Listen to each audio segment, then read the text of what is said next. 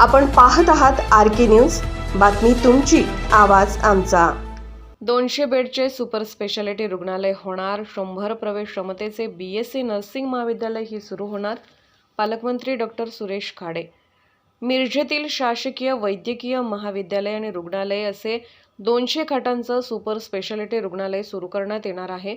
यासाठी 366 कोटी 26,49,000 रुपये निधी खर्च केला जाणार आहे, अशी माहिती कामगार मंत्री तथा सांगली जिल्ह्याचे पालकमंत्री डॉक्टर सुरेश खाडे यांनी दिली. मिरजेत खाडे हे प्रसार माध्यमांशी बोलताना सांगितले, 100 प्रवेश क्षमता असलेले BSc नर्सिंग महाविद्यालय सुद्धा याच ठिकाणी सुरू केले जाणार आहे, असेही डॉक्टर सुरेश खाडे यांनी यावेळी सांगितलं. आर्थिकदृष्ट्या दुर्बल घटक कोट्यातून 50 जागा वाढ झाल्यामुळे मिरजेतील शासकीय वैद्यकीय महाविद्यालयामध्ये वसतिगृह, लेक्चर हॉल तसेच प्रयोगशाळा बांधण्यात येणार आहेत, असेही पालकमंत्री डॉक्टर सुरेश खाडे यांनी सांगितले.